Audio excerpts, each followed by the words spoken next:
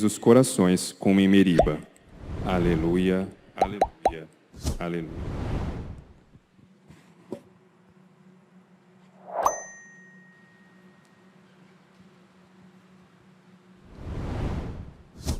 O Senhor esteja convosco.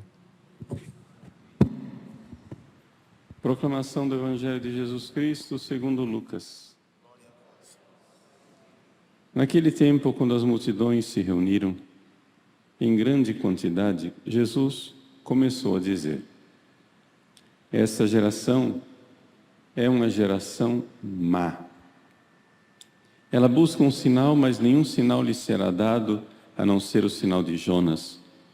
Com efeito, assim como Jonas foi um sinal para os ninivitas, assim também será o Filho do Homem para esta geração. No dia do julgamento, a rainha do sul se levantará juntamente com os homens dessa geração e os condenará, porque ela veio de uma terra distante para ouvir a sabedoria de Salomão, e aqui está quem é maior do que Salomão. No dia do julgamento, os ninivitas se levantarão juntamente com esta geração e a condenarão, porque eles se converteram quando ouviram a pregação de Jonas, e aqui está quem é maior do que Jonas. Palavra da salvação.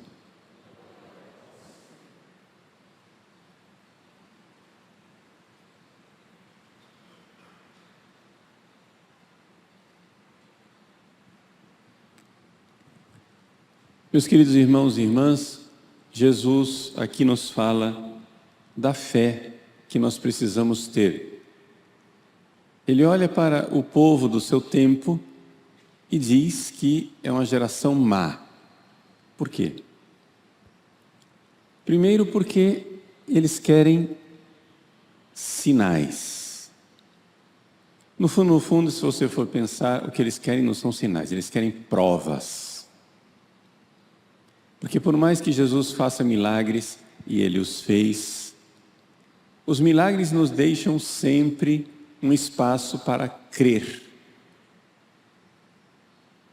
E aqui é interessante nós refletirmos por que é que Deus só pode ser aceito através da fé. Nós gostaríamos que Deus nos aceitasse de outra maneira, que nós aceitássemos Deus de outra maneira, que nós víssemos Deus.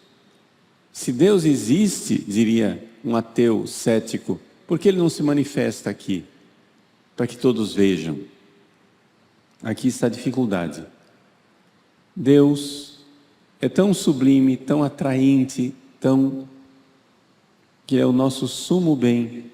Se Ele se manifestar face a face para nós, nós não temos mais escolha. Veja, se criaturas como a droga, o crack, faz com que pessoas fiquem sem liberdade, aquilo é tão atraente que a pessoa não consegue dizer não. Ela precisa de ajuda, ela precisa ser retirada daquilo. Alguém precisa ajudar a pessoa para sair daquilo. Se até criaturas nos escravizam e tiram a nossa liberdade, imaginemos Deus, que é o sumo bem. Se Deus se manifestar agora para nós, face a face, nós não temos escolha. Nós seremos atraídos a Ele por um ímã poderosíssimo e pronto, está tudo resolvido. Aí você chega e diz: ótimo, então por que é que Deus não faz isso? Porque isso significa que nós não teríamos liberdade para amá-lo. E Deus quer que nós o amemos. O amor é livre. O amor é um conhecimento onde eu posso, com a minha vontade, dizer: sim, eu quero. O amor, ele nasce de um conhecimento que possibilita ainda a minha escolha, a minha vontade. Não é possível surgir amor de um conhecimento inalterável. Por isso, Deus se esconde de todas as suas criaturas, para que na fé nós o conheçamos e na fé nós façamos a nossa opção e o amemos. Quando Deus criou os anjos, Ele não se revelou aos anjos face a face. Era necessário que os anjos ficassem um tempo sem conhecer Deus face a face. Ele lhes deu a fé. Deus se revelou de alguma maneira aos anjos e pediu a eles fé. Lúcifer não creu. Os demônios não creram, mas aqueles que creram foram levados para o céu. Houve salvação para os anjos, porque eles creram, se submeteram, aceitaram a bondade de Deus, pronto, abriu o paraíso. Começaram a ver Deus face a face. E hoje, esses santos anjos bem-aventurados vivem a alegria de ter dito sim, de ter amado, de ter crido. Também nós, seres humanos, nós só podemos amar a Deus se nós dermos um passo ainda aqui na fé. É ao Deus escondido, por assim dizer, que nós precisamos aderir, dizer sim, amar, porque Ele quer na nossa liberdade. Agora vejam, Ele nos dá esses sinais, Ele se revela, e o maior sinal que Jesus nos dá, esse é o centro do Evangelho de hoje, não são os seus milagres. O maior sinal é a sua pessoa. No Evangelho de hoje, Jesus fala de 2 sinais que foram pessoas, Salomão e Jonas. É claro que Salomão e Jonas, o próprio Jesus salienta isso no Evangelho, são muito menos do que Jesus. Foram pessoas que foram um sinal do céu. E, no entanto, os ninivitas creram em Jonas. E Jesus argumenta, mas aqui está quem é maior do que Jonas. No entanto, a rainha do sul creu em Salomão. E Jesus diz, mas aqui está quem é maior do que Salomão.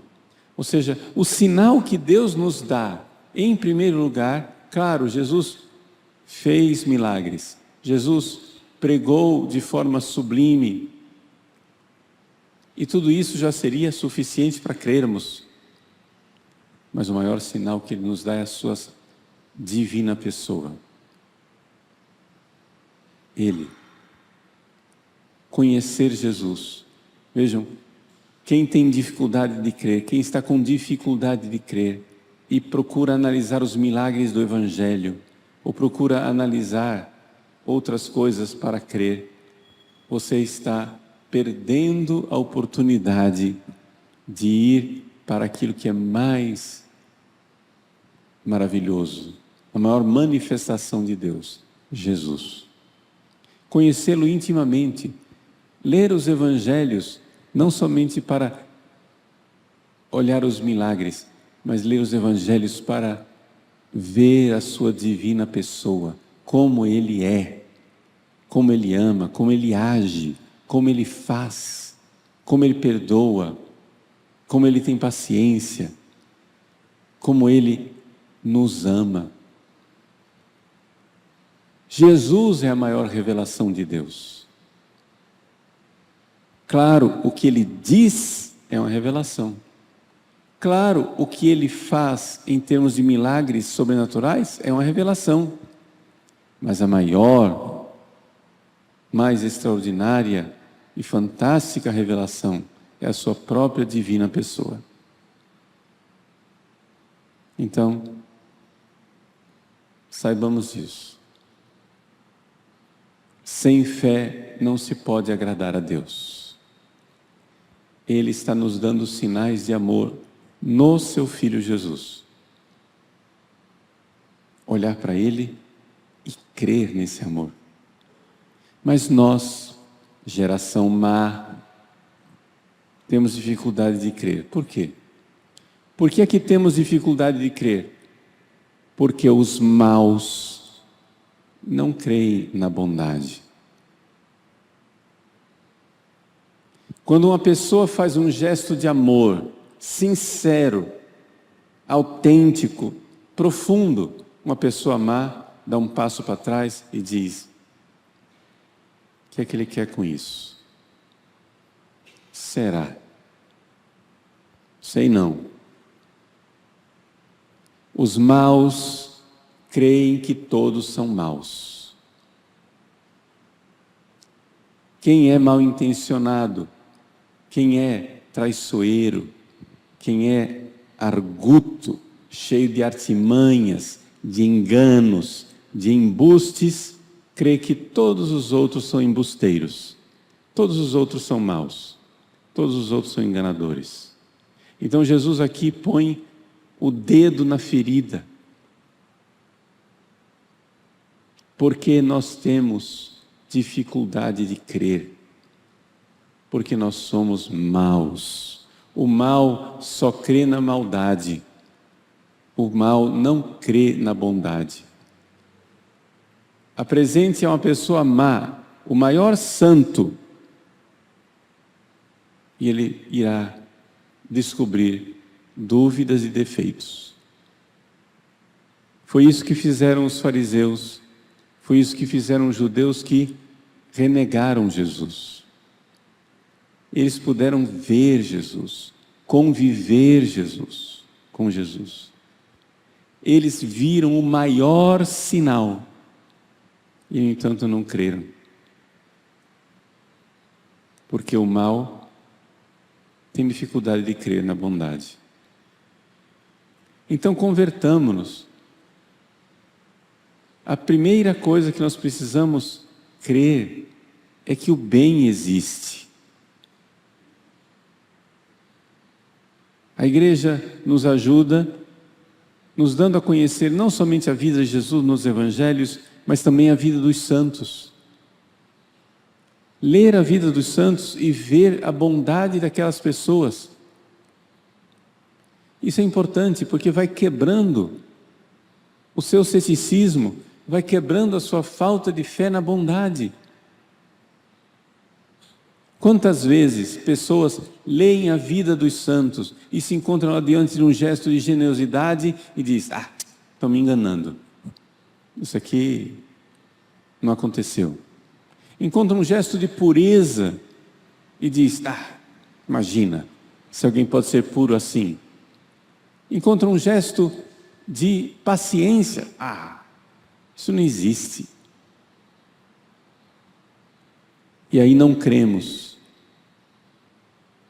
Não porque não seja possível, não cremos porque é bom demais para ser verdade. No Evangelho de hoje, Jesus inicia: esta geração é uma geração má. E na maldade está a raiz da incredulidade. Diante dos nossos olhos está a maior bondade, nosso Senhor Jesus Cristo. O sumo bem que se fez homem. Nós vemos seu amor, vemos morrer na cruz, nos perdoar, fazer gestos de amor inimagináveis. E, no entanto, nós ficamos com o pé atrás e dizemos: será? Será que é possível um amor tão grande assim?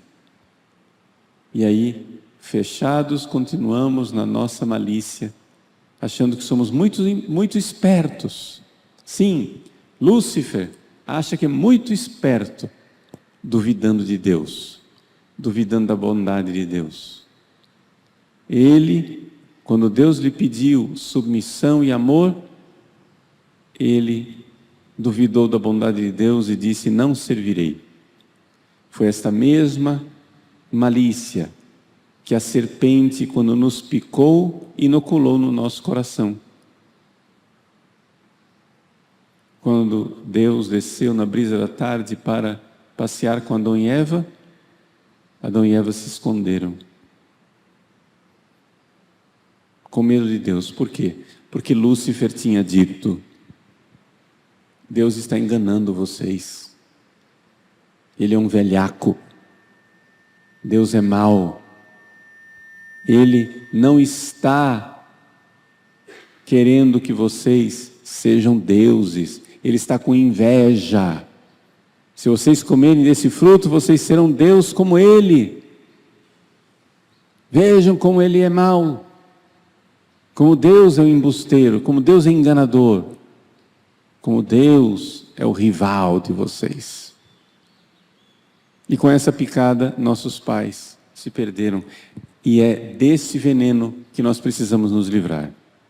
Deus é bom, a bondade existe, a bondade triunfará. Nós cremos mais na malícia e na maldade do que na bondade. E por isso não haverá sinais do céu que sejam capazes de nos converter enquanto não rejeitarmos a nossa malícia, a nossa maldade, a nossa esperteza orgulhosa, enquanto não retirarmos de nós aquele veneno colocado pela serpente.